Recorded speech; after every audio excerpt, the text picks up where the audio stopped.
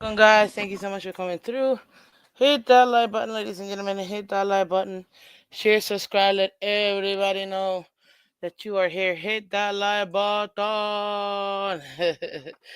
How you guys doing? Good morning. Good morning. Good morning. Good morning. And welcome, guys. Welcome. Welcome. Thank you so much for coming through, and welcome to another awesome episode of the Misfit Show. What's up, you guys? Welcome, welcome, welcome. Appreciate all you guys. We got our awesome members in the building. How you doing, Michael K? Welcome. Good morning, sir. Welcome. That's a testimonial, really. Just so everyone knows, I wasn't hiding yesterday. I actually had real work to do. It bothered me that I couldn't be here. To point out to the Dolphins, I haven't beat a team over 500. Thank you so much for that. What's up, Chef Ju? Another one of our awesome members. Shout out to the member squad. Let's go. Appreciate you, Chris. Welcome, Chris Smith. Welcome, Adam S. in the building. Another one of our awesome members with the emoji. We got Michelle in the building. Good morning, everyone. Emojis, emojis, emojis. What's up, Steve? Welcome, welcome, welcome. Oh man, you guys are hilarious. Getting excited about a 5-7 record is like parents getting excited that their child is littered with C's report card. Okay, got it, got it. Thank you. If you missed out last night's episode, my friend WSBN sports anchor Josh Moser, go back and watch it. You will enjoy it. Yes, yes, yes. I know. You're in for a treat. What's up, First Senator? Welcome, welcome, welcome. How you doing? Nene in the building. Another one of our awesome members. Good morning, Nene. Welcome, guys. Welcome, welcome. Appreciate you guys. But seriously, like Chef Juice said, if you missed it last night, I had Josh Moser of Channel 7 News. It was awesome. He gave us little nuggets too. So something to watch out for. If you haven't watched it, definitely go ahead and check it out. Last night's show was amazing. So definitely go check it out. But ladies and gentlemen, as always, you know what day it is. You know who we focus on. Today, we focus on the one, the only, Mr. Tua Tagovailoa. Look at Michelle. Insanity Future Pick'em's Challenge winner. Don't give up. The season ain't over, Michelle. You're gonna just give it up like that? Hey, you can't just give it up like that. You gotta take it. Take it. But I'm not gonna lie, you're probably right. Uh, oh yes, emojis. Let's go. What's up, Dolphin Don? Welcome, welcome. But guys, ladies and gentlemen, we just went had a hard fought win versus the New England Patriots, whom we have owned since that faithful night back in 2019. Ladies and gentlemen, I'm telling you, Tua versus the Patriots is 7, and oh my gosh, Miami Dolphins playoff bound. Let's go. Let's go. You never. Hey, listen. Until it's over, I'm riding the hype train. It's hopium at maximum effort every single day. Oh, yes, but ladies and gentlemen, right now, we'll go ahead and get this puppy started. We're going to talk about Tua, how he did, what we thought of. Did he meet our standards and our expectations? Because we have the same standard and expectations of Tua every single week. They don't change. Why? Because that's what we expect from him. So let's start out with that first. Okay? Ooh, that's a little me. That's not supposed to be that little. Both better. Make this puppy bigger. Okay. So, ladies and gentlemen, we always ask Tua, okay, Tua, what do we want from you stats wise? We want you to have at least 250 yards, 2 to 3 touchdowns, no interceptions, at least 100 passer rating, 70% completion percentage, right? That's like a really good game that we want Tua to have consistently. How did he do, ladies and gentlemen? Well, Tua Tagovailoa went 29 of 40, had 7.9 yards average per play, had a total of 317 yards, 4 touchdowns. He took 2 sacks for a loss of 9. His QBR was 58.3 and his passer rating was 128.9. So, yeah, we're not losing on Thursday, just so you know, Michael K. Okay? I saw what you did there. So, did he meet our yardage? Yes, he did. He got 317. That's what we want. Did he meet our touchdowns of getting 3? Yes, because he got 4. Our passer rating, we wanted 100. He got 128.9. So far, so good. Any interceptions? 0? Perfect. That's what we want. Now, I find it interesting how his QBR could be 58 or 59.3, but his passer rating is 128.9. Give me your theories as to why you see that, ladies and gentlemen. I have my theories, but go ahead and give me your theories, ladies and gentlemen. Because it seems to me maybe perhaps they are focusing on several things that happened in this game. Okay, one being there were a few turnover worthy plays. I'm not gonna deny that they were, but were they enough to really bring down that QBR score like that? I don't know. I don't know. So I mean, at this point,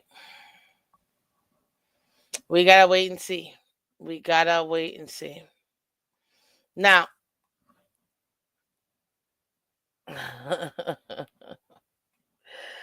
Christmas says, seeing all these commentators flip flopping, saying Tua is the most valuable player to a team. Weird. It's either Tua's trash or he's elite. They said most valuable. I don't think they said elite. So. But very interesting. Let me see. No fumbles. So, I mean, he shouldn't be, such a low number. But let's go ahead and go back on top. He did have 1 negative yardage play, but that was running. So, not a big deal. Let's check out Tua real quick. Morning, Mean Green. Welcome. Happy Tuesday, Miss Phins. Hope you have a wonderful weekend. Yes, I did. One game doesn't change what is actually true. I guess, Michael. Okay, you're right. What's up, Tribal Chief? Welcome. Remember when Josh Allen went 9 of 30? Oh, yeah, I think you're right. Superfish in the building. Welcome, welcome, welcome. Okay. So, Tua Money Vailoa so far, ladies and gentlemen. This is where he's at this moment. So far this season, he's got 1,760 yards, 13 touchdowns, 4 interceptions, and a QBR of 60.0. He's 13th in the league, so there's only 12 other players. So he's right up there, middle of the road, not too shabby. And this game, his completion percentage was 72.5. That's pretty good. That's pretty good. Now, let's take a look at the last, or at least a regular season so far. 170 completions of 232 attempts. 73.3 completion percentage. Now remember, he did miss those 4 players. I mean 4 games. So you gotta check it out. You gotta keep that into consideration. So I totally understand. 7.6 average per game and per play essentially in yardage. 13 touchdowns, 4 interceptions, 80 yards was his longest. His passer rating was 106.9. What's up, TPP CEO? Good morning, Miss Fans. Only respect that will count will be a win against a top tier team. Winning Green Bay, and we're talking. Yeah, I'm telling you, I totally understand where you're coming from. I think it's the exact same thing. But are they wrong? Are they wrong? I mean, everything else you can pretty much say, for the most part, Tua at some point has semi conquered, right? But there's still a couple of things he still hasn't. And that being play at a high level versus over 500 teams consistently. I haven't really done that. He hasn't. People are going to get upset when I say that, but I mean, I can't deny what he hasn't done. That's what he's done so far. Now, in this particular game, ladies and gentlemen, I have to say, I was there. I really enjoyed watching that game. And plenty of times where I saw to see what I saw, which was actually there were plays to be made in that game. And I'm glad that they highlighted Waddle. And somebody said it yesterday. I heard somebody say it yesterday. Waddle is the kryptonite to the Patriots, man. They just can't hold him down. Period. They can't. They cannot hold Waddle down. I'm glad that they made Waddle the focus on this game. To me, that's going to help build his confidence for when we do go into these other teams that are a higher quality opponent. Because right now, we still got the Packers. We got to go on Thursday in 2 days. The Jets, crappy, but still divisional game where we're going to sweep them. Don't get me wrong. Do not mistake me saying it's going to be, somewhat of a game to say that we're not going to beat them. We're going to beat them. So that's fact. Texas game, they're up and down, but they're still going to end up winning the division, in my opinion. Same thing with the Niners. They're up and down. They're probably going to end up winning the division too. You got the Browns. They just beat the very, very good Pittsburgh Steelers. So this is an absolutely winnable. I called it the gauntlet. I called it the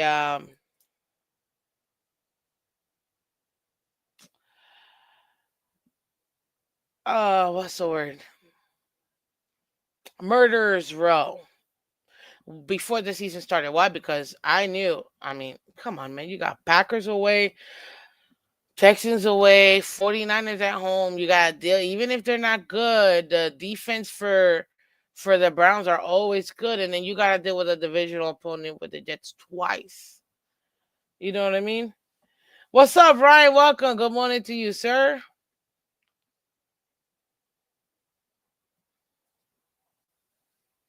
We almost beat you week 9, Michael K. So be careful. Don't worry. If we see you guys in the first round, we will be beating you. And I'm going to enjoy every little bit. Every little bit. But we got to get there first. So let's get there first. Okay? Thank you, Ryan. Thank you. Good morning to Dad Dean, one of our awesome members. Now let's take a look at Tua in the way that he's pretty much played in the last 5 games since he's been back. Miss Vince looking like a future coach. Thank you. Thank you. Yeah, I know. With the polo and everything. Thank you. My official uniform, you know? Thank you. Thank you. Thank you. So, taking a look at the last 5 games, because I feel like we don't always take a look at this, and this is why I wanted to go ahead and talk about Tua to kind of show a progression. Coach Phins, hey, I'll take it. Coach Miss Phins, exactly. Ooh, Chris, it's like the Bills almost going to the Super Bowl. You're right. You're right. Truth be told, we probably afford one loss rather it be Green Bay or San Fran, but look good either way. Yeah, we can absorb one loss to a non-conference game. So it would be the Packers or the Niners, but those are the two games we have to win because they're the better teams that we're going to be facing. So regardless, it's still a double-edged sword, ladies and gentlemen. Hit that like button, guys. Hit that like button. We're trying to get to 50 likes, so hit that like button. Hit that like button. But I got to ask you guys, and I'm going to put the question right now. In the last 5 games,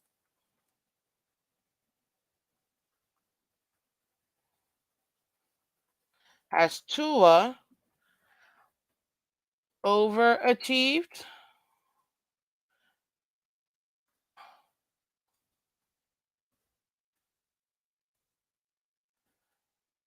Um,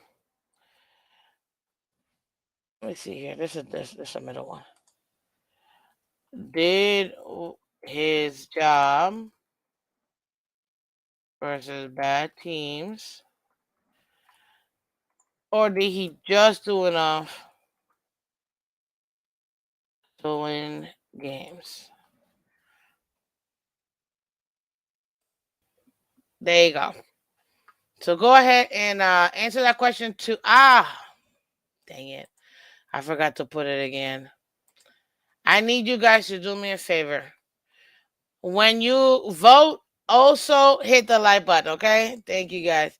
Vote and hit the like button. Okay, appreciate you guys. Thank you, thank you, thank you. But let's take a look at these last 5 games, because guess what? Cardinals were a bad team by the time we played them. We lost to them by one. But a chin over chin. 1 point we lost to them. We scored 27 in the offense. Then versus Buffalo, we scored 27 points, lost to them by 3. Look at the completions so far in the last 5. 38, or that's the attempt, sorry. The completions 28, 25, 20, 28, 29. He's averaging 25 completions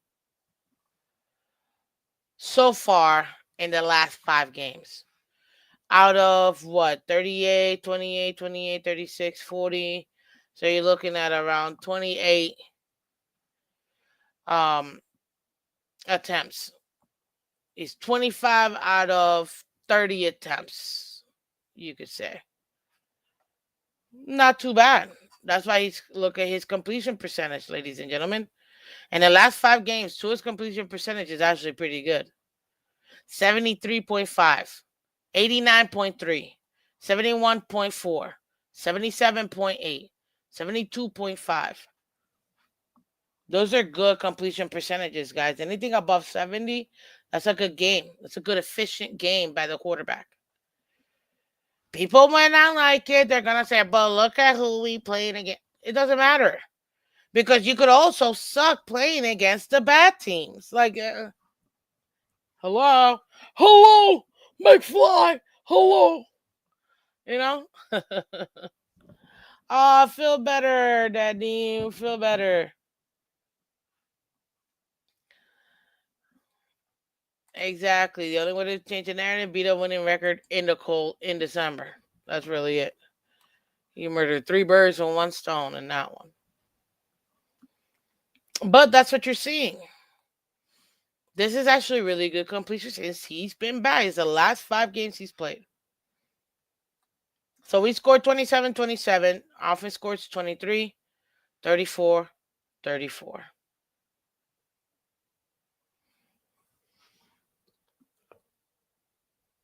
I'd have to say, taking a look at those numbers, ladies and gentlemen, the ball is moving. Tua is at minimum doing his job. At minimum. And in this 5-game stretch, he's only had one interception, guys. Just one interception. He's been protecting the ball. Now, don't get me wrong. There are some turnover-worthy plays that he's had. I know he's been fitting it in, a tight window and blah, blah, blah. But he's been a little loose with some of that, what do you call it? Some of the placement of his balls. And I'm telling you right now, if he were to clean some of that up, then yeah, ladies and gentlemen, he should be able to take that momentum into the last part, the fourth quarter, if you will, of the season. I think he can do it, guys. I do. But at the end of the day, it doesn't matter what we say. He still got to execute. The coaches can set everything up. The media people can do their stuff. The owner can do his stuff. The GM can do, but until the players execute on that field, there's nothing we can do. They got to do it.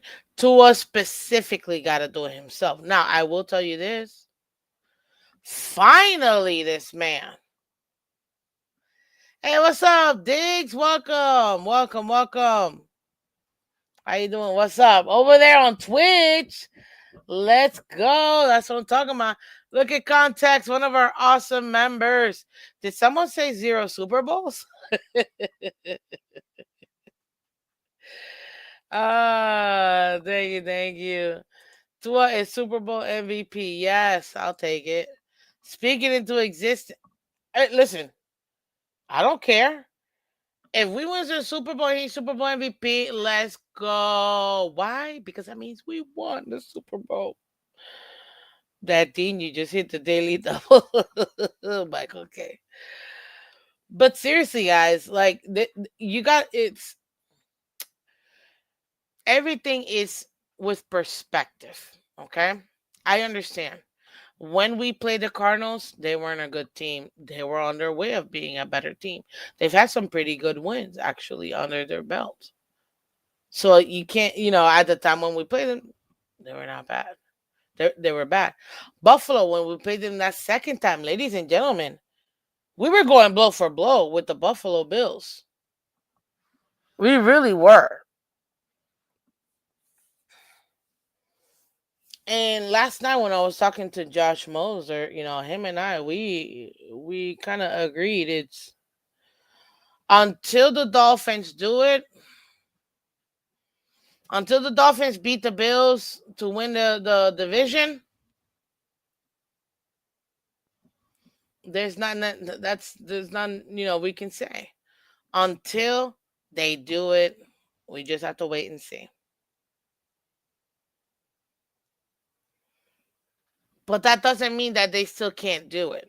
That doesn't mean that we can't expect them to do it. We should be expecting our players to exceed expectations. You wanted to get paid, you got paid. You wanted to get drafted, you got drafted. You're lucky. The Dolphins have given everything to him. Now we need to see that return of investment. Now we got to see him elevate this team. And granted, out of these last 5 games, we've only played one good team, and that was the Bills. We played 2 mid teams, in my opinion. That would be the Rams, and you could argue the Cardinals. And then 2 bad teams with the Patriots and the Raiders. We only played one good team. And to me, that was the one game we were the most competitive in. I mean, technically, we were competitive in all 5 games, but versus a top tier team, those are good numbers. 89.3% completion percentage, those are good numbers. A well balanced offense with both passing and the run game, that's good. That's how you beat good teams. Superman. I'm voting on the fourth choice here. Tua has done his job against the teams on our schedule. Hey, it's true. It's true. But that option is there because, to keep things in perspective. We haven't really played any good teams except the Bills in the last 5. We'll say it this the return of Tua. You know what I mean? The second half of Tua. We had a little what do you call it? A little brief intermission, a little halftime show. Now we're in the second half of Tua for the rest of the season.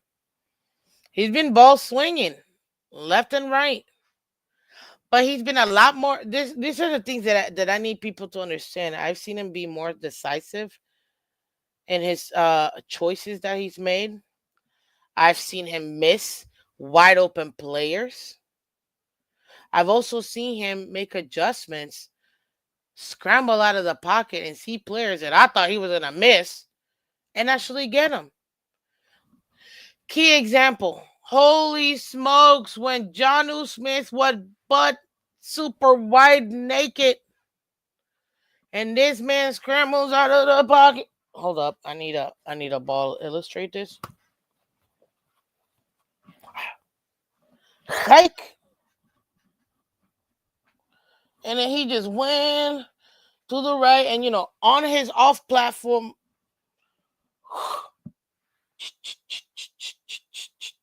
Dun dun dun dun dun dun dun dun dun dun dun.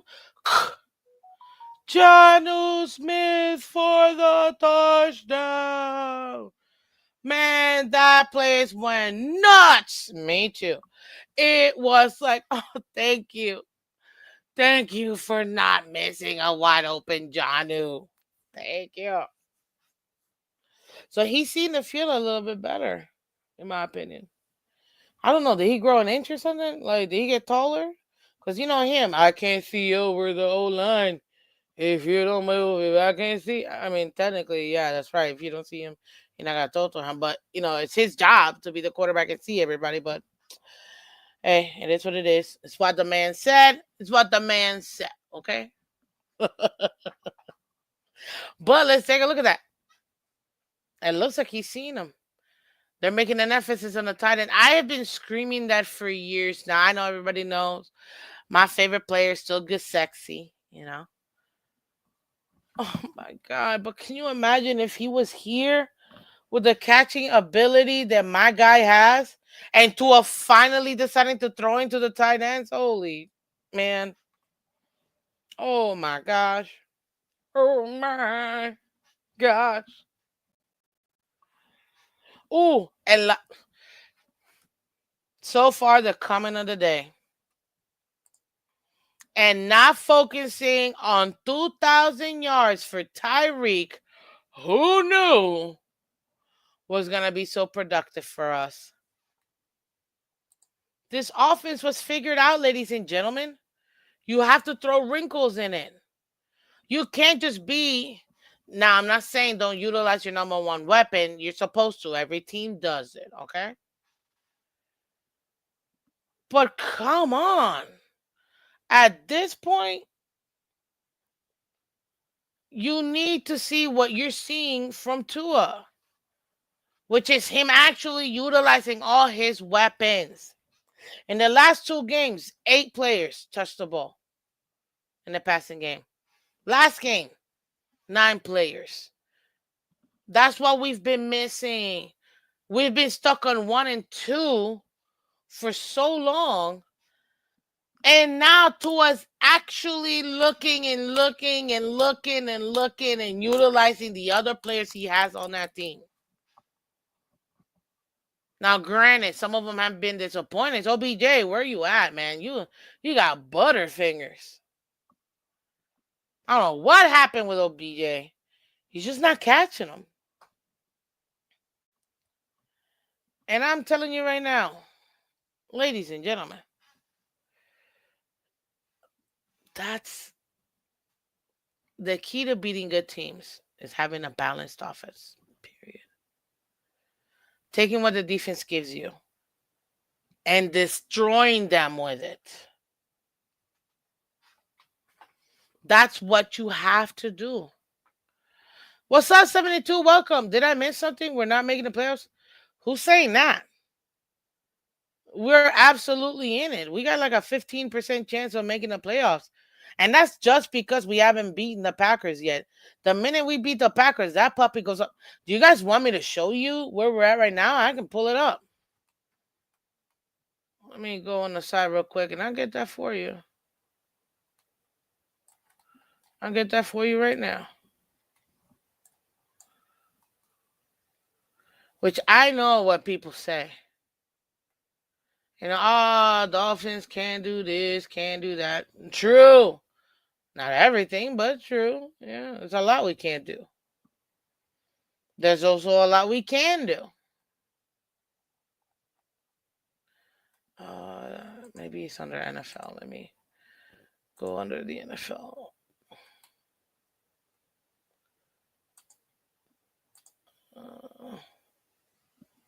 Just pulling it up here real quick, guys. Give me a second. Oh, they got the playoff machine out.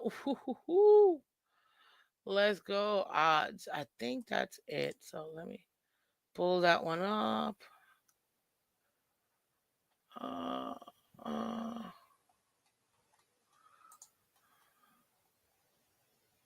Oh, no, not the game odds.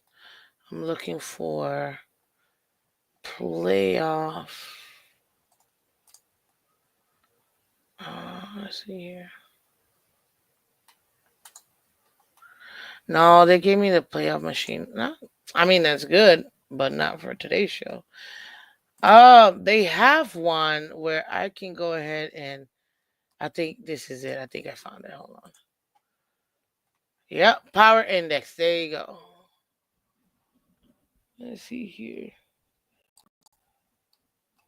Let's go with efficiencies.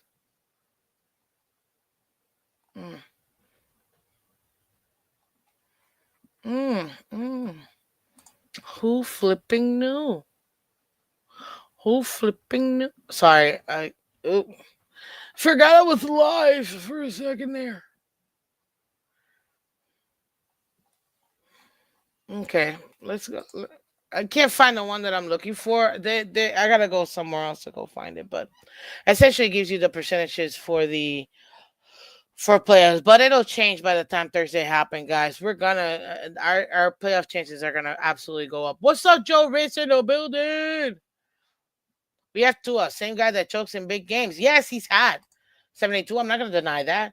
See, some people want to deny that. I don't. I acknowledge what we've seen. Now it's up to him to change that. And he's up to the task. And guess what? There was one play that last night I was talking to Josh about. Guys, definitely check out last night's show. I had Josh Moser from Channel 7 News. It was awesome. Go check it out. He even gave us some nuggets about maybe some moves. And we might be able to make that, make some stuff happen. But there was a play that I was walking him by that this was versus the Raiders. And I'm like, this is one absolutely horrible play decision, in my opinion, to Tua. Now, granted, it was completed, thank God. But there was one play, I think this might have been in the third quarter. And Tyreek was either on the outside or the slot, but I know he was running a deep in route. He was not one, not two, not even three defenders. Tyreek had 4 defenders literally all around him. And Tua decided to throw the ball to this man. Throw it high. And thankfully, Tyreek caught it. But what Tua didn't see is opposite of Tyreek in the opposite side on the left side. Waddle ran a go route, beat his man up the seam. And it would have been a touchdown, ladies and gentlemen. A guarantee. There was nobody there. The safety went to help on Tyreek's side. He came down to defend him. Waddle was so wide open. I was like, oh, no, okay, we got the reception. We got the first down. Cool, I'll take it. But wow, Tua, you missed a touchdown right then and there, dude. It was a wide open touchdown.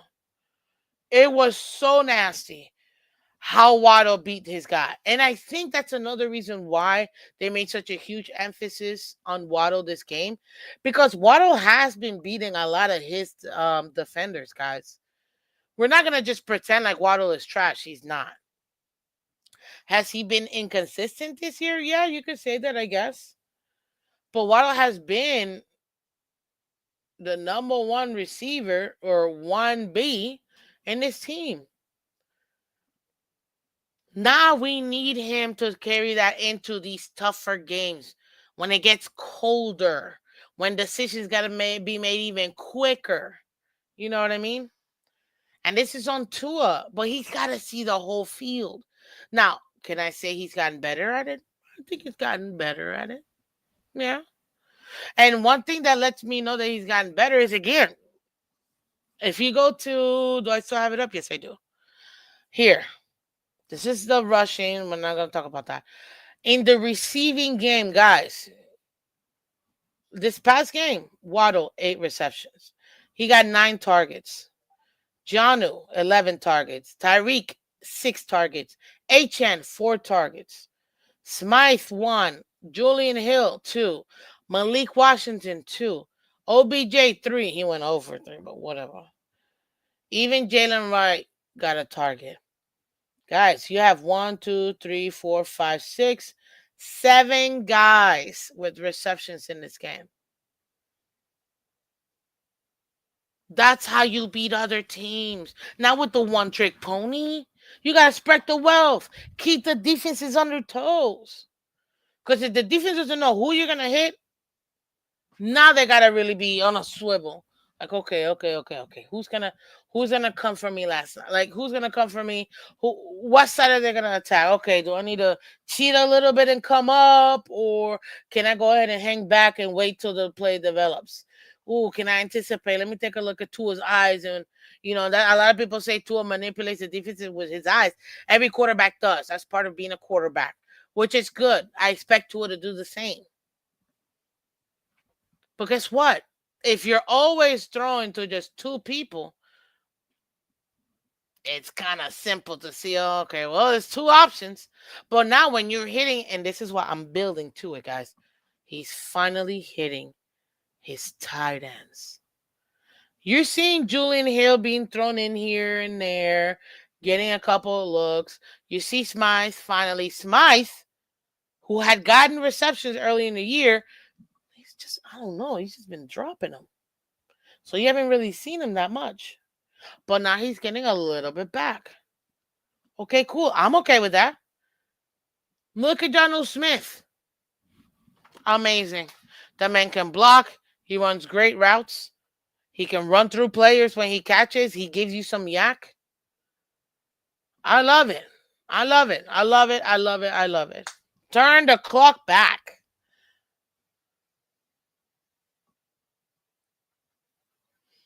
That's what you want to see.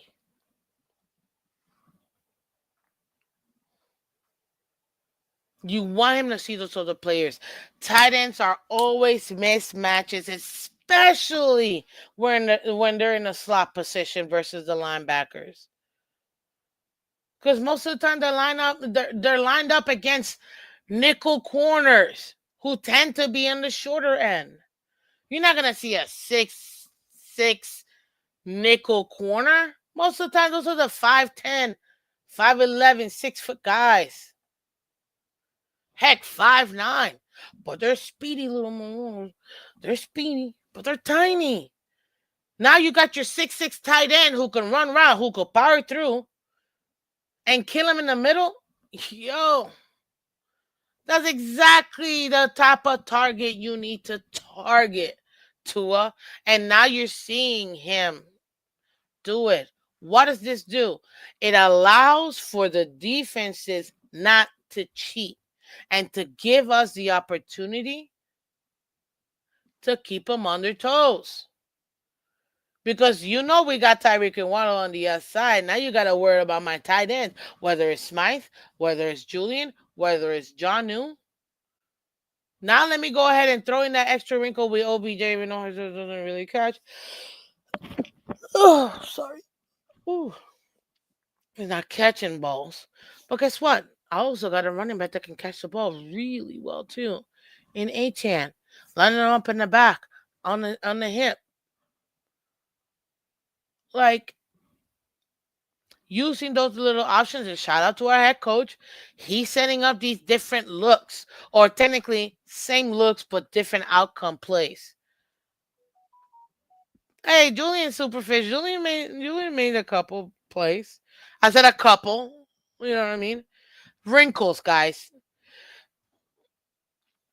In order for an offense to still be effective after it's been figured out, you have to throw wrinkles. You got to throw wrenches in there. Why? That's why you get a lot of these change of pace guys where you got the running back. You're like, well, he's on the field. Yes. To change the pace of the game, to change defenses, to keep them guessing. That's what you want. What's up, Shake Money in the building? So that's what you wanted the offense. That's how the offenses tend to be more effective. But when you've got all these guys getting touches, guys, that's how you beat different defenses. And let's not lie, because I know people love to say this. Where is it that I put? No, over here. Love to say, guys, we're not just gonna pretend like the Bills don't have a decent defense, or the Rams, or the Raiders, or the Niners. Those are either mid or just above mid defenses. They're not great defenses, don't get me wrong. But they're about mid to just above mid defenses. The problem is the teams haven't been able to get offenses. The offense going, especially the Patriots and the Raiders. Now weeks after we play them, now the Cardinals somehow found their offense. Now. Exactly, G-Man. That Arizona loss hurt. Man, that one and the Colts. Oh, man. Sucks. And the Colts even more, because the Colts, it's a conference game that we need. What's up, 72? Welcome, buddy. You're right, Superfish. Alec Ingle has missed a couple games. From what I saw, and I think I read yesterday, looks like Alec Ingle might.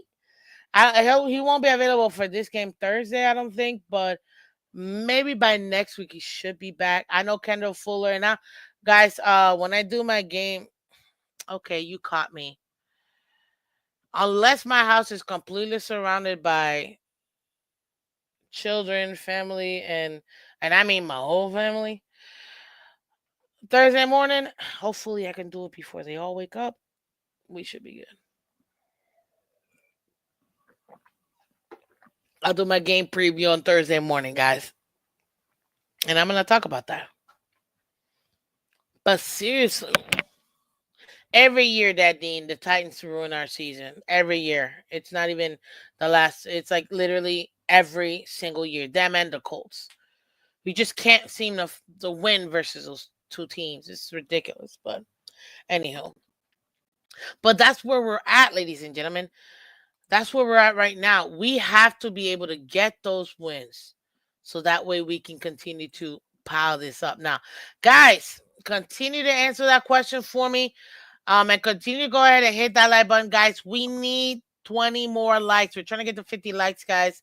It really helps out. So if you haven't hit the like button, hit the like button. Shout out to everybody watching on Twitter and Twitch. Ooh. And shout out to you if you're watching the replay. Thank you so much. If you like the content so far, do me a favor, hit that like button, share, subscribe, let everybody else know. It's been a blessing, guys, being here, having so much fun with you guys. So please hit that like button for me. Thank you. Thank you, thank you, thank you, thank you, thank you. Thank you, thank you, thank you, thank you, thank you. Hey, hey, hey. And we got just about 441 more subs, ladies and gentlemen, to get to 2,000. That's it. We're going to forget 1,500. We're almost there. We need 2,000 subs before the season is over, and that's only going to happen with you guys. So thank you. Also, to follow me on all social media, guys. Okay? Thank you, thank you, thank you. But this is why I wanted to talk about Tua.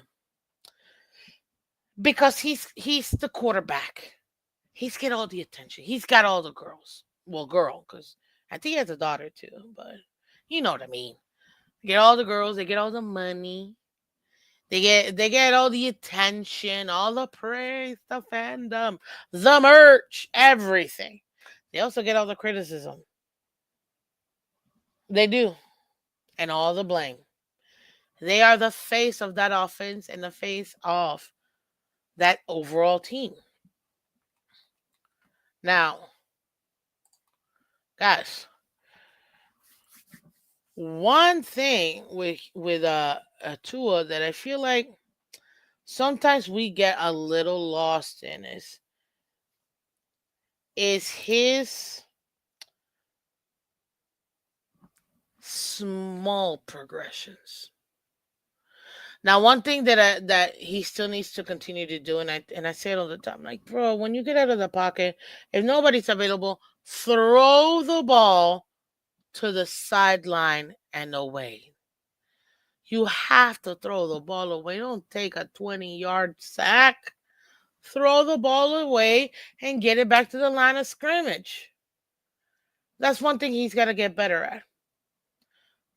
But between him and the O-line guys, I told you, I call it surfing.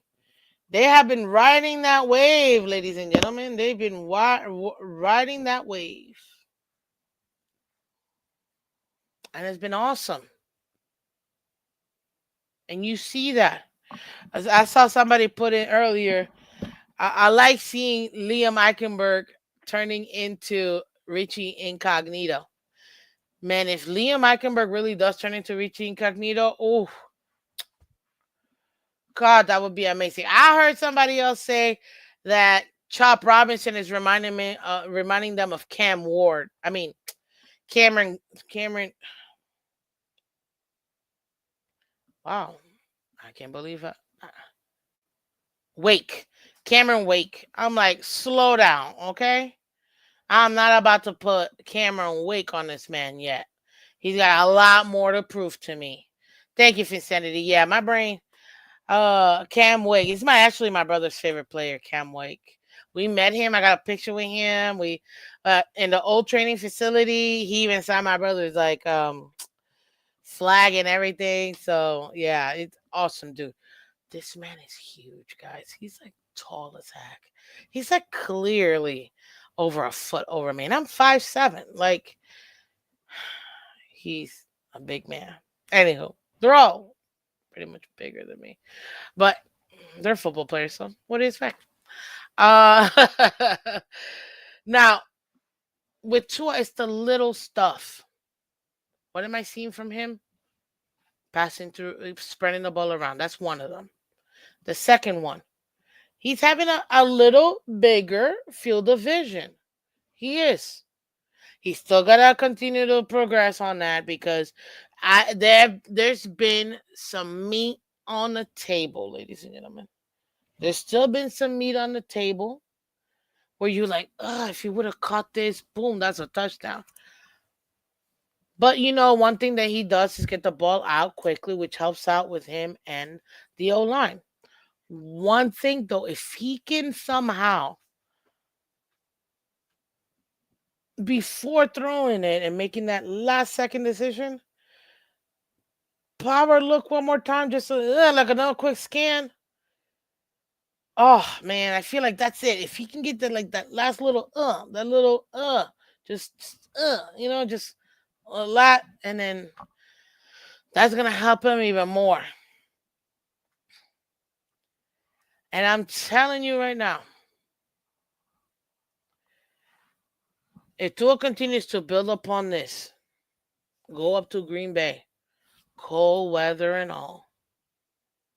I know the feeling. The man was born in an island, raised on the coast, went to college on the other coast.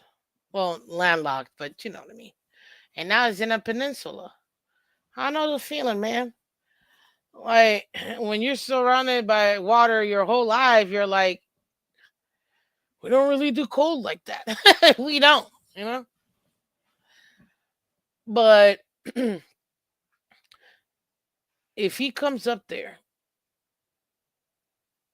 and plays the way, forget the Rams, forget the Raiders, forget the Patriots. If he goes up there and plays like he plays versus the Bills, ladies and gentlemen, there is no team that can beat us moving forward. You heard me here. And this will take him because, again, he's the leader of the offense. It all goes through him. Every ball touch is him. If Tua Tagovailoa plays our opponents like he played versus the Bills, there isn't a team that we can't beat, period.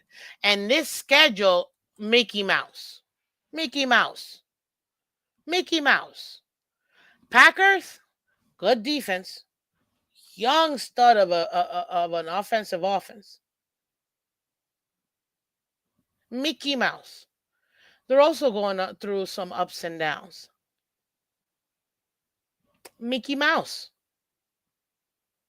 So if Tua plays up there like he played versus the Bills that second game,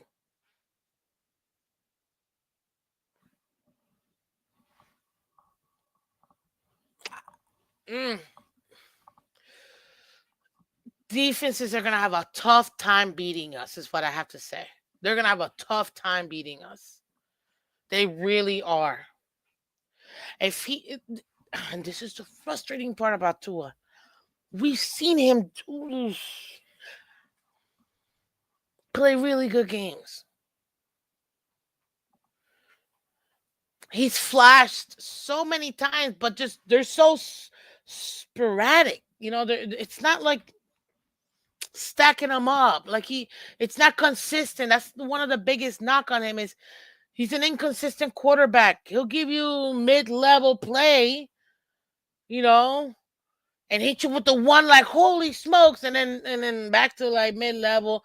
Then hit you with like, oh, it was a bad game, and then come back in the high, and it's like roller coaster with him. But if he were, I'm telling you guys, Tua's not elite. We know this. Anybody that thinks he is, hey, that's what you think. That's great. He's not elite. He's not. He's also not a bum. He's also not a backup quarterback. He's a starter in the NFL. And Josh was saying last night, and I agree, and we've been saying this for years. Mike McDaniel's a right quarterback coach for the right quarterback. That Shanahan tree, which, you know, has produced at least what? One Super Bowl, right? And what, 3 or 4 Super Bowl appearances from that Mike Shanahan tree? Not too shabby. Not too shabby. So now we have to we have to go up there and be opportunistic. Because if Tua plays like he played versus the Bills, who's a good team, they're the second best team in the league. Some will say third. I'd put them at second. Hello, guys. 3 points. That's it. That gap, I told you, that gap versus us and the Bills, it's not there. We just keep shooting ourselves in the foot. That's the problem for the Dolphins. If the Dolphins wouldn't shoot themselves in the foot, man, we would have had at least 4 wins versus the Bills in this last 6-game span or 5-year span. We would have won at least 3 or 4 more. At least. We've only won 1. I get it.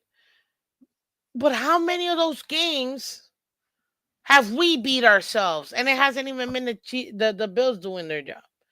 Is we're beating ourselves.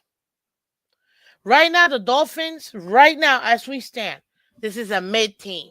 I told you, we had to get to this point of the season from where we were to now. And granted, we're technically not at 500. The Packers game is going to make us 500. But I was willing to concede we're mid by this point. Taking care of that, of the games that we had coming up. Guys, when we go up there and we beat the Packers, we're still going to be a mid-team. But the difference is you could be a mid-team on your way down to being a crappy team.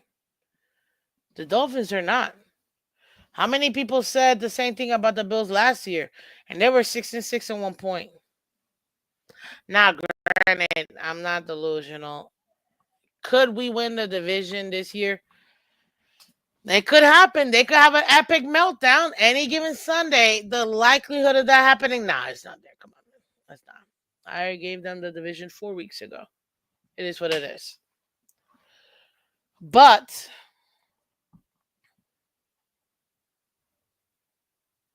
the 7th seed is still available.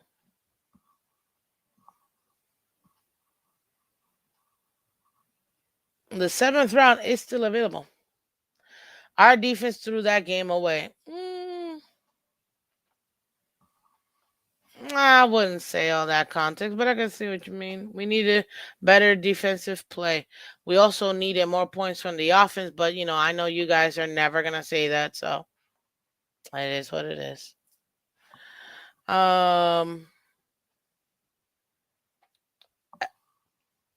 It's about matchups. And I want you guys to take a look at the Miami Dolphins versus the Green Bay Packers for the last 3 years. I can't stand the Packers. I can't. The last time we played them was Christmas Eve last year. Let me make sure. Where we at? Christmas Eve. Oh, no, we played the Cowboys. Okay. So it wasn't last year. It was the year before that. It was Christmas. I remember I brought my brother. He just got back from college. For, during the football player. During his winter break. I brought my mom. I was like, Mom, let's go. It'll be something different, We still celebrate Christmas. But it was a different experience, you know what I mean? When are we going to ever be able to do this? One of those, like, once in a lifetime, essentially. And we were up, man. And mother flipping Tua. 3 bad plays. Don't talk to me about no damn concussion. I don't want to hear it. He had the same completion pre and post. That one random video that showed up in social media, and then he all of a sudden ended up getting a concussion. So we're going to ignore what the doctor said? Yes. I'm ignoring what the doctor said about that game. He had 3 bad plays. I will never forget that game. Because guess what? That same game, he had Tyreek. He had Gesicki. He threw it to Gesicki, and Gesicki was not the play. He was double teamed. Tyreek was on a quick out. I think it was on a flat or a quick out. Wide open. He missed Tyreek. Right in front of him, he missed Tyreek. And I'm like, why would you throw it to the guy that's double covered? And again, I'm a logo girl. I love Gesicki, but he's not a Dolphin anymore. You know what I mean?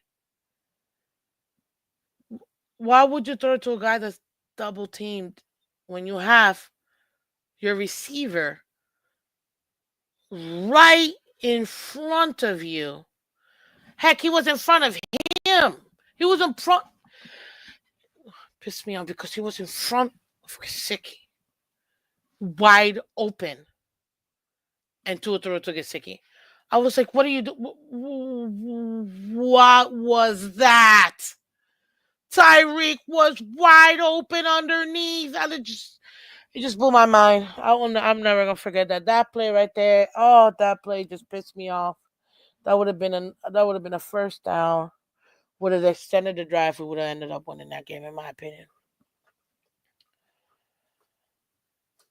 But it's things like that when he's forcing the ball in certain stuff and certain plays or certain moments, like quadruple team Tyreek versus a wide open Waddle. Granted, thank God we were playing versus the Raiders. Because had we been playing to anybody that was top 10 defense, bro, that would have been picked. That would have been picked. On quadruple coverage, that alone should have told you, oh, somebody else is open. When they got 4 defenders in this man. Both safeties and corners were on Tyreek. No, I think it was a linebacker, a safety, and 2 corners. Yeah. Both safeties, a corner, and one of the linebackers were all on Tyreek. Somebody else was open on the opposite side. But we didn't get it to him. So those are the things I need him to continue to see the field. But guys, I'm not going to deny. Look at the progression that he's doing. Look at the completions. This is what I call consistency. 28, 25, 20, 28, 29. Those are consistently playing and completing plays. That's what you want out of him. Finally, some consistency. And we're seeing it. And yes, people are going to say, Miss Phins, he was playing versus the crappy teams. But at least he did it, though. And you know what? Something that always happens. Tua's all that and a bag of chips when he's playing versus the worst teams in the league. But when Patrick Mahomes does it, Patrick is so elite. Look at him carving up the defenses. Yeah, they're not that, but look at him. Oh, did you see that play? Look at Josh Allen. Who else gets in? What? Look at CJ Stroud. Oh, look at like all the other quarterbacks play the same teams. They all look awesome. They're all great carving up defenses. But if Tua does it, they're just bad teams, so of course he's going to do that. That applies to all players, all quarterbacks, not just Tua. That's one thing that I keep it into perspective, people. I keep it into perspective. Balance. Yes, these have been bad teams, but he's been doing his job, which is beating up on the bad teams like you're supposed to beat up. That's what he's supposed to do. Just like Russell Wilson's supposed to do, or Mahomes is supposed to do, or Allen is supposed to do. If you're a better team, you're supposed to beat up on your opponents. And yes, we still got to put into context, hey, that was still a bad team. But they did what they were supposed to do, which is beat up on their teams. Guess what, ladies and gentlemen? Tua even beat up on a good team in the last 5 games in the Bills. We just couldn't eke out the win.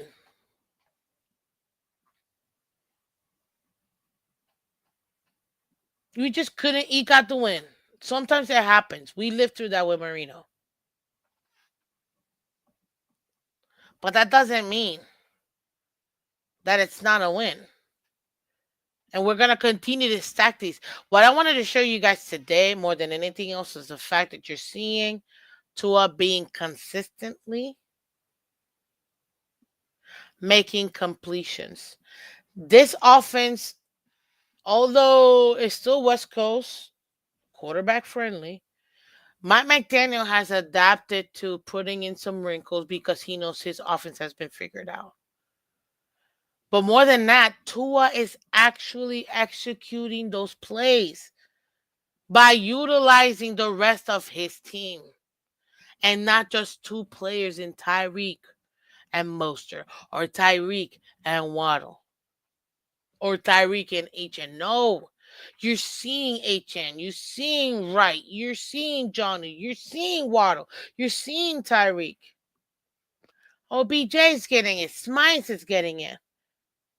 When teams can't pinpoint where you're going to go, that's where you can go ahead and strike and take advantage of those. Don't force it. Take what they give you. Be smart. Dink and done if you have to. Who cares? Tom Brady won 7 Super Bowls thinking and dunking. Taking what the defenses gave him. So we need him to continue to do that. And guess what? I can say he's been playing like that this last 5 games.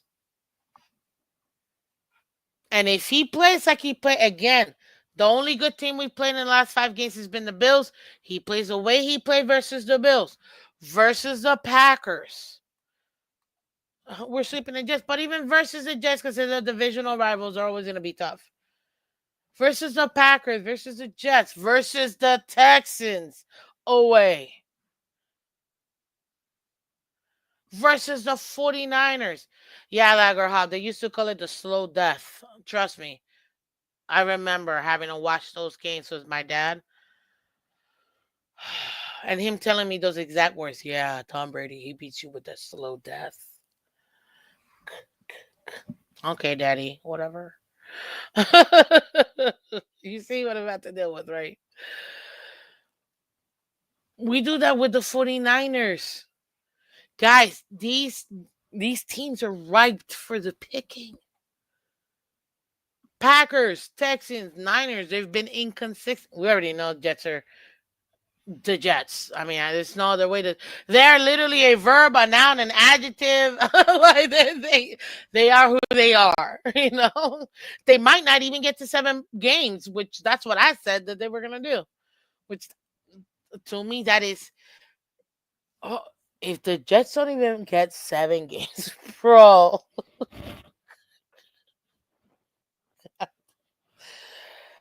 Jeez, I don't know what to tell you. I don't know what to tell.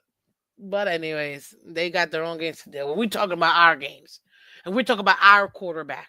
And right now, ladies and gentlemen, these teams are ripe for the picking. Don't get me wrong. The Browns offense is struggling a little bit, but they still got a defense. That Myles Garrett guy is not going to be easy. And look what the Steelers just went through in Thursday Night Football. It was a tale of 2 halves. It was pretty. It was cold, you know. And then it just turned into a blizzard. Even my mom was like, "What's that?" And I'm like, "Ma, that's snow." I know, right? You can't even see in front of you. Like, it was crazy. At one point, you would have thought it was static on your TV of how much snow it was snowing. These teams are still ripe for the picking.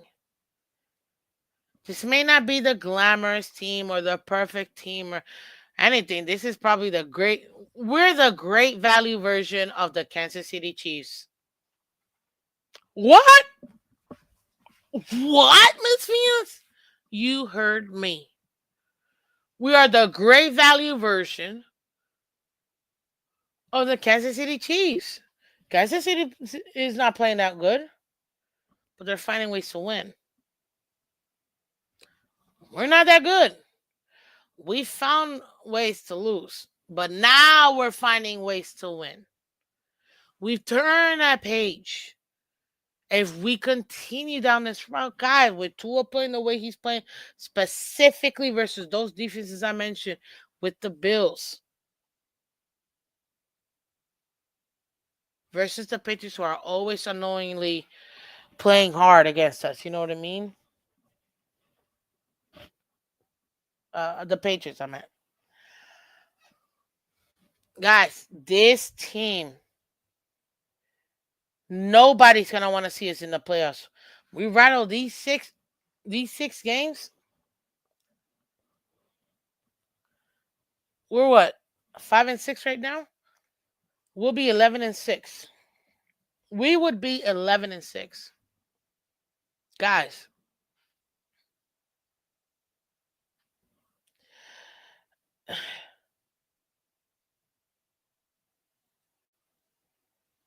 we're not gonna catch the Bills when it comes to. They'd have to lose what?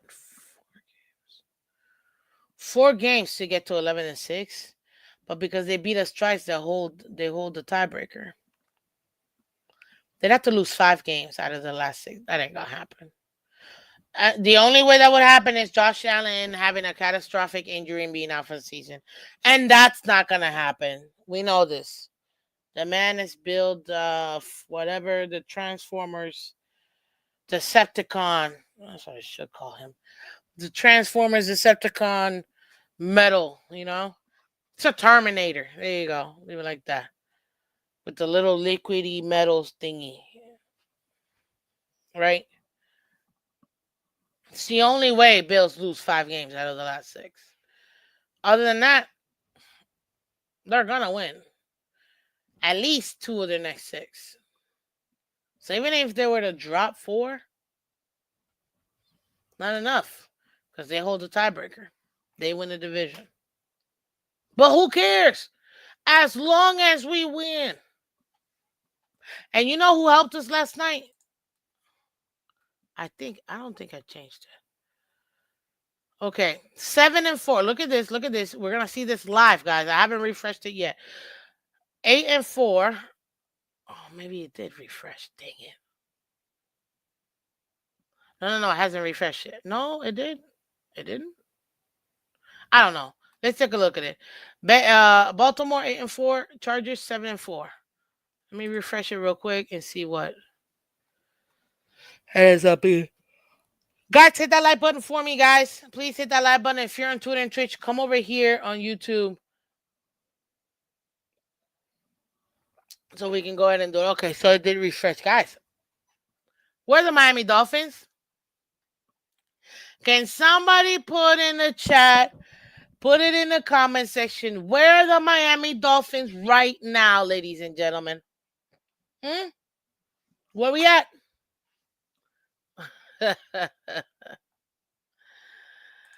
Michael K says losing. Dolphins still in 9th. I don't know. Maybe let me zoom in. I know some of you guys are a little bit older than I am. Let me help you guys out here. Where are the Dolphins right now, ladies and gentlemen?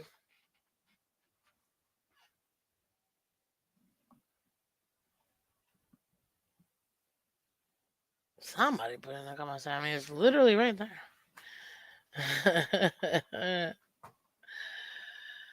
It looks good. Now, you are correct, Michael K. Colts do hold the tiebreaker.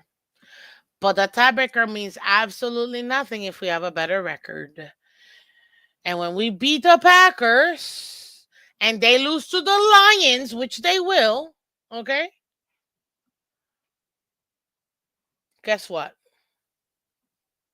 We'll have 2 games, or technically a game and a half. Oh, Michael K's predict we'll be 7th by next week. I forgot who Denver plays next, but I don't know. I forgot who that. It depends on who Denver plays next. That's really like that's will be the like. Just real quick, let me just take a look at this. Since we're already here, why not check this out? Hope is snows in Green Bay. Bring it on. They play the Browns. You're right. Ooh, on Monday. Okay.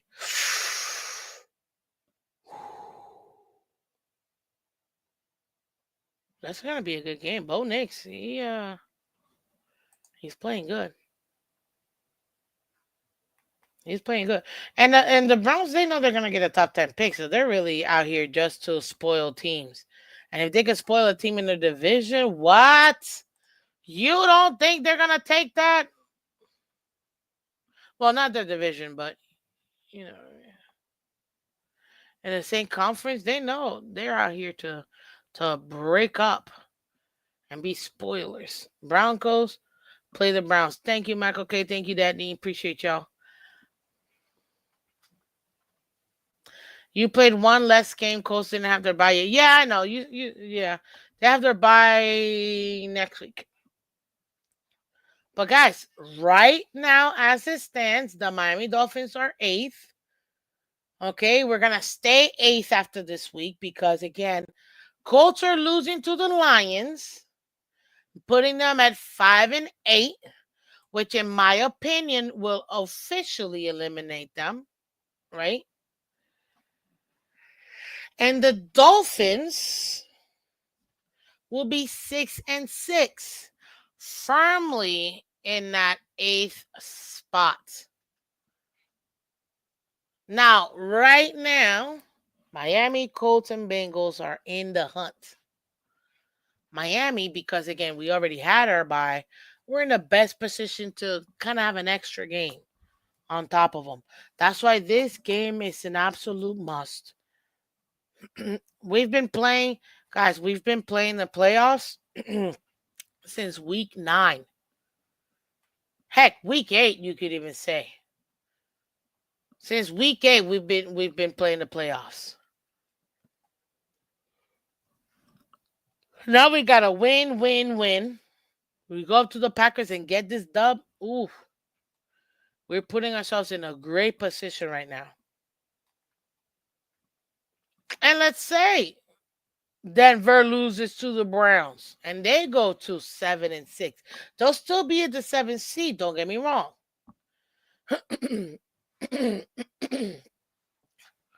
We'll have the same. They have one more win on top of us because they still hadn't gotten their bye yet.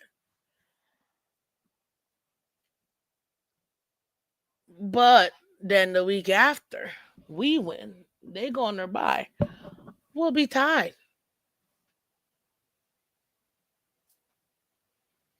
So I know some people are gonna say this is so dumb. We shouldn't be trying to go for the player. We should be thanking for a good draft pick, guys.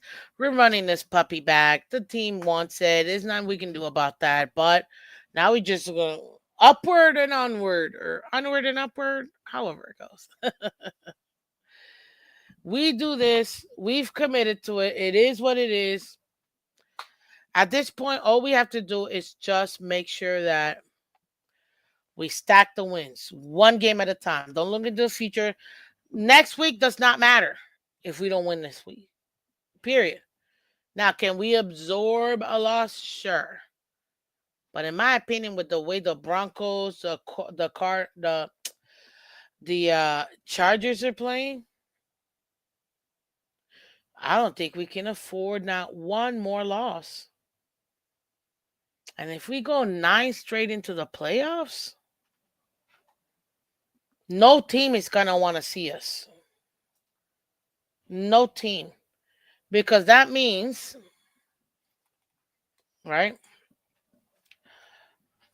Rams away, Raiders at home, Patriots at home, Packers away, Jets at home, Texans away, Niners at home, Browns away, Jets away.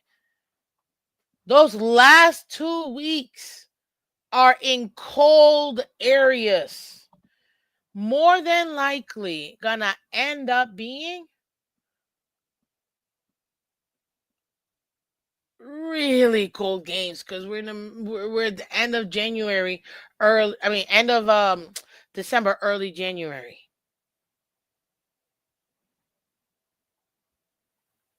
I said Houston, didn't I? Did I miss Houston? My bad if I miss Houston. Everyone, many have to win out. It's true. Oh, you're. I see what you're doing. Laggard half Miss Beckett. No matter what, Green Bay game was the answer to many questions. Cold weather, beat a good team, and playoff spot. Exactly. Got it, Michael. Okay, yeah, I realized it over there. But seriously, and this is why, and I get it. Look, Miss Phins, that's ridiculous. How can you continue to say, guys, you gotta understand. I'm not gassing anybody up. I'm telling you how we are, what kind of team we are. We're a mid team. We're not good. But every week we're getting a little bit better. We're figuring certain things out. And if we play like we played versus the Bills, it was the only winning team we've played so far.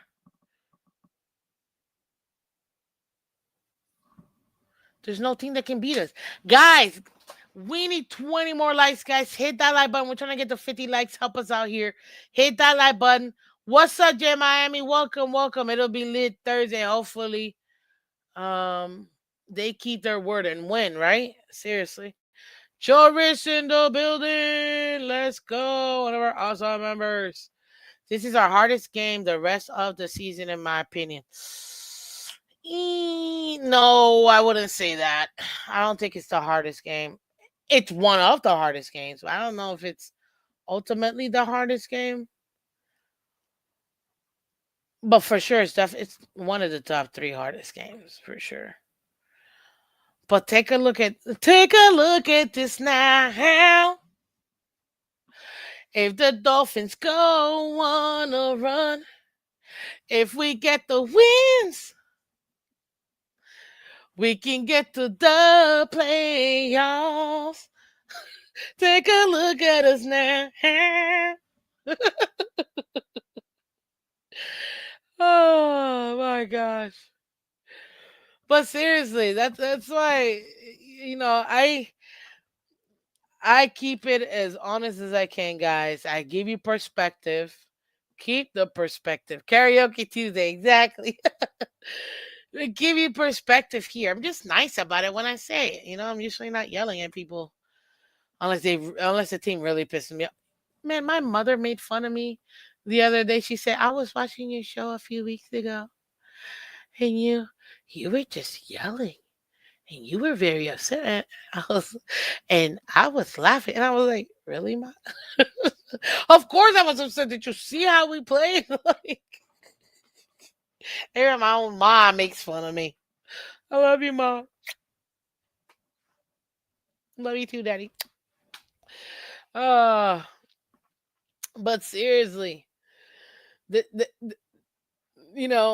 I know what kind of team we are. I know my GM. At this point, I am a Miami Dolphins analyst, ladies and gentlemen. Okay? Young analyst, up and coming, still studying analyst. Do I know everything? No. Am I right all the time? No. More often than not. But I'll tell you this though. It's called using a brain, ladies and gentlemen. Some of this stuff is simple if you pay attention to it. But I love this team. And I love you guys always coming through. And us going up there. Tua going up against that defense. was pretty good. When I do the breakdown on Thursday morning for the game preview, yes, Thanksgiving. Hey guys, if I'm doing a Thanksgiving, I need you guys to show me some thanks and show me some love. Okay? Yes. Y'all gotta show me some love on Thanksgiving and be thankful. I want nothing but like really nice messages in the comment section. I want everybody to hit the like button. If you haven't subscribed, because about 20% of you guys literally show up every day, and don't subscribe. Go ahead and subscribe. That is how you can thank me. If some of you guys want to go above and beyond and donate to the channel, I'll take it. We got Cash App, Venmo, PayPal. We also got super stickers, super chat, super thanks. Okay? But this right here, this game right here on Thursday. God, could it be Thursday already? This is it. This is it. This is the game. Because it's the next game. And if Tua Tonga Maloa. Oh my God. Miss Phins, I won't be here Thursday if I'm limited to nice comments.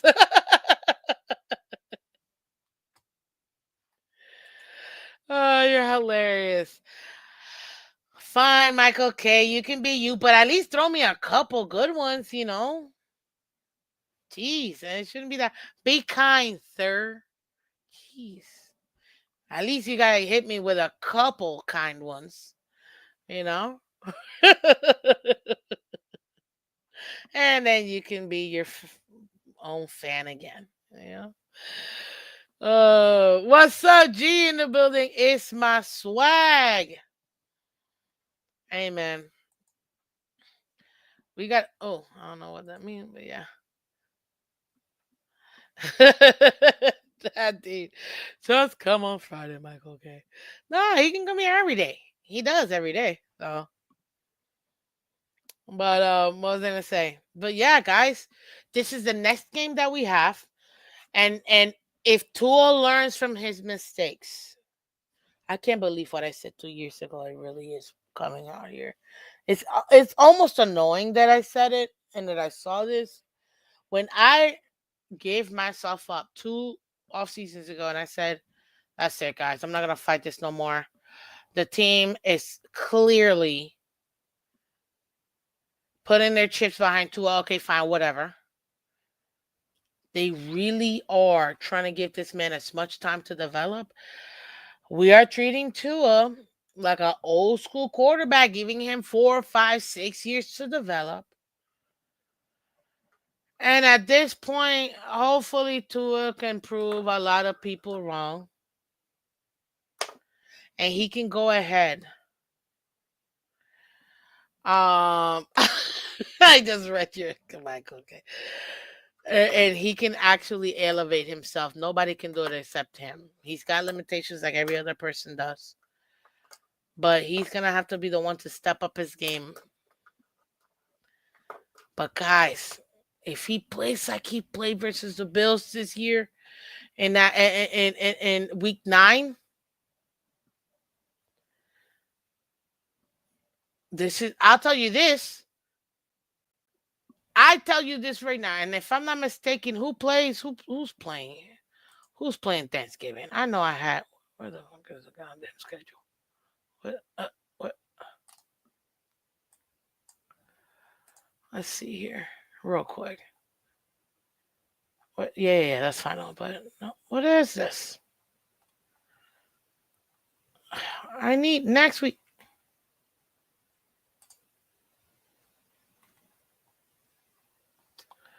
Oh Lord, what the hell is it? Give me a second, guys. What is this? The flipping schedule. Bums.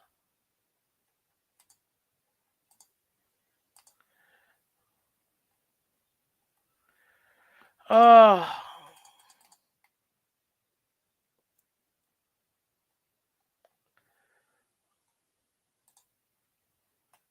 Come on, man. Week 13. Thank you. 60 years later. Dang. Okay. Now let's bring this back.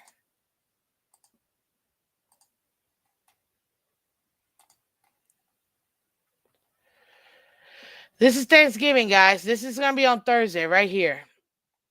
I'm telling you right now, the NFL is so happy that we're going into this game with a 3-game win streak. You can tell. Because they're like, dang it, we already had a flex out. What was the game they flexed? They literally flexed out. Oh my God. Somebody tell me, what game did they flex out? They were like, nope, we're not doing that.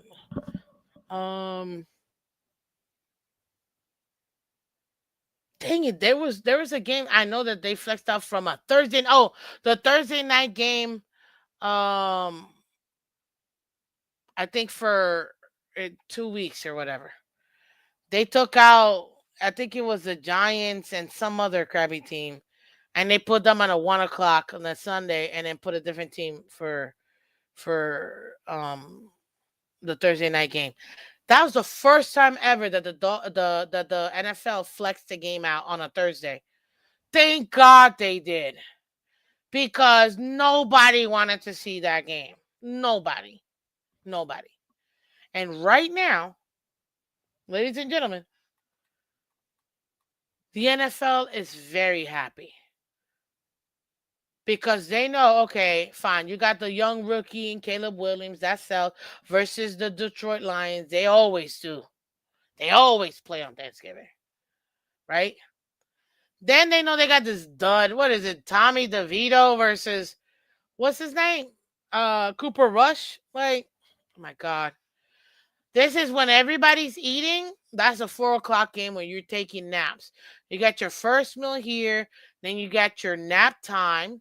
I'm gonna call this halftime on Thanksgiving, where everybody can take a nap before the night game. Man, this home is gonna be so beautiful, filled with so much love and joy, happiness, and a lot of screaming and competitiveness, because that's just my household. But man, oh man, oh man, are the NFL happy that the Dolphins are like, okay, we can gas up the Dolphins a little bit. Did you see what Matt Ryan and the old Cowboys head coach and Maria, whatever her name is, and Collinsworth, or I think that's the son. I was like, are they really? Like, they're really hyping up the Dolphins, but I guess they need to, being that this is it. Like, this is one of the biggest games of the year, Thanksgiving night. Dude. And they're like, finally, thank God. They don't have a bum 2-17 Dolphins going up against the up and down Packers. They got a mid team and a above mid team playing competitive football right now. Thank God. Because if not, that would have sucked. And for Black Friday, because I know y'all asked me, they got Kansas City and Las Vegas. Guess what? Even that's a decent game. Why? Because it's a divisional game. And divisional games are always tough. Always, always brutal. So that's going to end up being a good game. And don't let the Chiefs, I told you, there's 2 games I think the Chiefs are going to lose. Versus the Bills that I told you. And then they're going to either lose to the Raiders or they're going to lose to the Chargers. So it could be this game, Black Friday, that they end up losing to the Chargers. To the Raiders. That would be interesting. But right now, guys, for Thanksgiving, ooh, prime time Thanksgiving. Oh yeah, NFL is very happy. Very happy the Dolphins are coming in with a 3-game win streak. Oh, absolutely. Because it's competitive and you can sell that. People are going to tune in. I know we are. Chiefs play Black Friday. Yes, yes, they do. Yes, they do. Hey, what's up, iDog? Welcome, welcome. We kind of need them to beat the Chargers, don't we? Yes, we do. We already know that Kansas City is going to lock up the number one spot or possibly even number two, right? But if the Chiefs can beat the Chargers when they do, that'll be good for us. That might actually help us go from 7th to 6th in the standings. So that could be one of those games. But at this point, ladies and gentlemen, I just have this feeling. I've got a feeling that Thursday night's gonna be a good time. That Thursday night's gonna be a good time. That Thursday night's gonna be a good time. A feeling. Ooh. Okay, I gotta get out of here, guys. But listen, bringing it back to whom we're all talking about, whom we were all discussing. If Tua Tagovailoa again continues playing at a high level, Tua Tagovailoa is going to be, to me,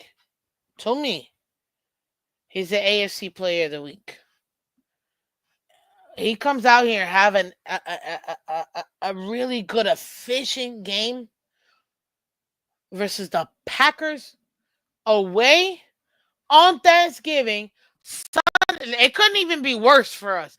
It's going to be cold as heck, nighttime, no sun on prime time versus a good team. Talk about stacking those puppies up. But guess what? That's the mountain he's going to climb. He's going to climb that mountain and get over that mountain and conquer that mountain. Can he do it? Yes, he can. Will he? No, that's another story. Oh my God, Michael K. Stop it. You're crazy. But again, if we go ahead and do it, I think it'll be a low scoring game, but I'll tell you all that on Thursday morning when I do my green preview. We have to do this. And when we do and we go to 6-6, guys, I'm all for being the 2007. We can take it to 2007. We can take it to 2010. We all know what happened in 2007. We all know what happened in 2010. And I've told you guys, listen, I'm critical of every player on this team. You always talk about Tua. He's a quarterback. Like, of course, I'm going to have to talk about him more than anybody else. He's the literal quarterback. But he's doing his job. He's doing his job. He's doing what we need him to do. Take care of the ball. Protect the ball. Put up points. That's what we need him to do. Keep this offense on the field. Guys, hit that. We literally just need 15 more likes, guys, to get to 50. Help us out. Help us out real quick. Let's go ahead and do it, guys. Hit me with it. Hit me, baby, one more time.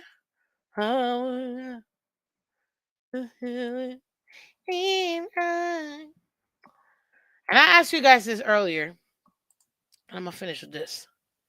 In the last 5 games, ladies and gentlemen, has Tua A did his job versus bad team? A overachieved. B did his job versus bad teams. Or C just do enough to win the games. 69% of you guys said that he did his job versus bad teams. That's great. That's what he's getting paid for. To do his job. What we need from him is for him to go above and beyond that. Because when he goes above and beyond that, that's when we can overcome these narratives. Where we can beat these teams that might seem like they're really ahead of us, that's when we can do that. But until we get there, guys, there's no other way of putting it. One game at a time. 18% of you guys said he overachieved. 11% said he just did enough to win the games. I understand those. I understand those two extremes.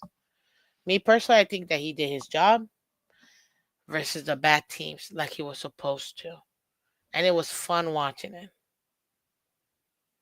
And yeah, we lost 2 out of those 5.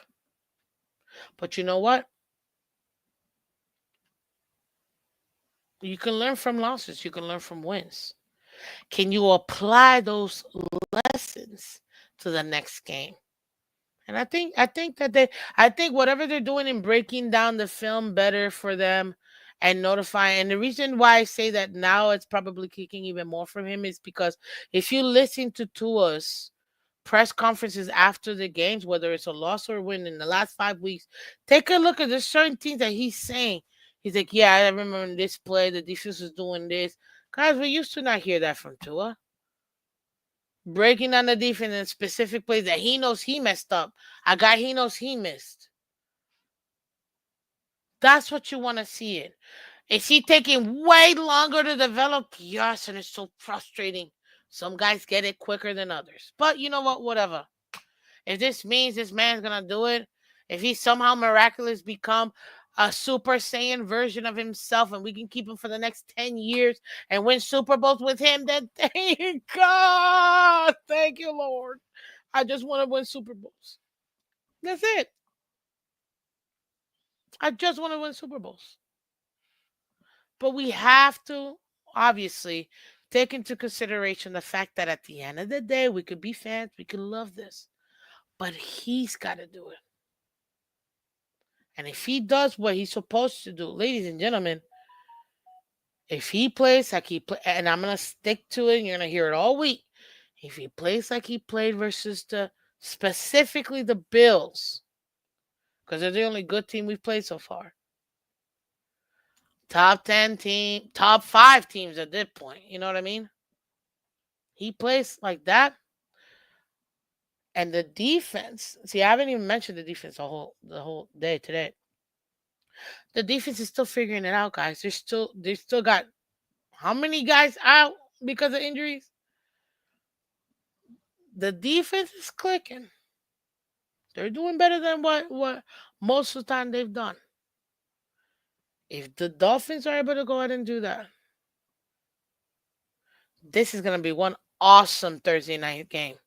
One amazing. And you know what I love about this Thursday night games? They're going to be prime time and not this Amazon thing. Not that I don't mind. I got Amazon, so it doesn't matter. But I mean, like, everybody's going to be able to see this in the biggest, brightest, best stage. I want my quarterback to succeed and my team to blow that other team out. Man, and I'm telling you, that's going to be amazing. What's up, Lewis? I see you. Mr. 305 Sports Bait. You're not going to mess with you. Lou from Miami. Valid point. Kansas City has had some really close games. And imagine if Mahomes was out and Wentz was their quarterback. Exactly. Dude, like, Miami, I'm telling you, we're the Great Valley version of the Kansas City Chiefs. They're not playing good football. They're just taking advantage of specific moments in the game. They get those little miniature wins, and ultimately that's what's led to them. Bro, they should have lost to Bo Nix if it wasn't for that blocked field goal. Like, there's so many. Literally, the Chiefs right now, I'm not even lying to you, the Chiefs could easily be 6-6 right now. Easy. 7-5 right now. But they've been able to miraculously get some of these wins. And we don't know about the rest, but whatever. So, yeah, to me, they're an overachieving mid-team with an elite quarterback, an elite tight end. That's it. And some pieces. Now, if we get to go ahead and do it.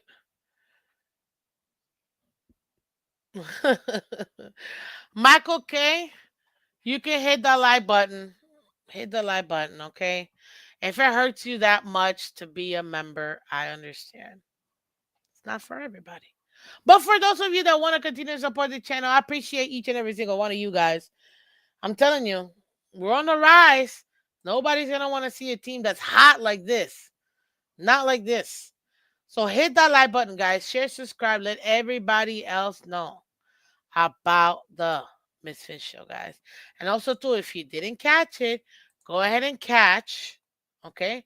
Go ahead and catch the replay of me and Joe Moser from Channel 7 News, guys. Hit that like button, share, subscribe. I appreciate every single one of you guys coming through.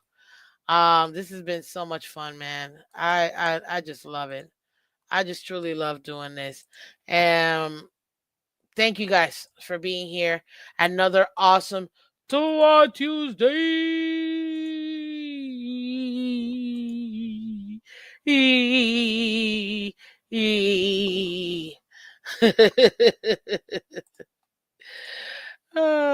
Yeah, I gotta do it, guys. Gotta have fun. But guys, I will catch you guys today's Tuesday. So today's Tuesday, Tour Tuesday. Look at that thumbnail, man. Appreciate that. Appreciate that. Can he keep it up, ladies and gentlemen? I think he can. Catch us tomorrow morning at 8 a.m. Eastern for the AFC East show. We're going to take a look at our divisional opponents, where we stand, and how they're doing, ladies and gentlemen. And as always, Wednesday nights, you're going to find myself and Mr. Color Commentary on League Wide Wednesdays at 8 p.m. Every other day, you can catch Miss Phins Monday to Friday, Monday to Friday, Monday to Friday, Monday to Friday, 8 a.m. Eastern, ladies and gentlemen. So thank you so much, guys, for coming through. I really do appreciate it, guys. Thank you, thank you, thank you, thank you, thank you. And if you want a little bit of Hopium, guys, go ahead and check out that Hopium edition playoff show we had earlier. What is it? A couple weeks ago. Go ahead and check that out. It's still relevant today, and pretty much everything we've said, it's coming into fruition. So shout out to everybody. Shout out to as well, guys. If you haven't done so already, go ahead and support Richmond Webb. Put a post out there. Put a picture out there. Guys, we are making a giant push for him. Let's go ahead and get him into the Hall of Fame, just like we got Zach Thomas into the Hall of Fame, ladies and gentlemen. Let's go ahead and do that. And again, this is Miss Phins. And if you didn't catch it last night, it was myself and Mr. Josh Moser. It was awesome. Main sports anchor from WSPN Channel 7 News. Thank you, guys. Take care. Be blessed. If this is the last time I see you, I will catch you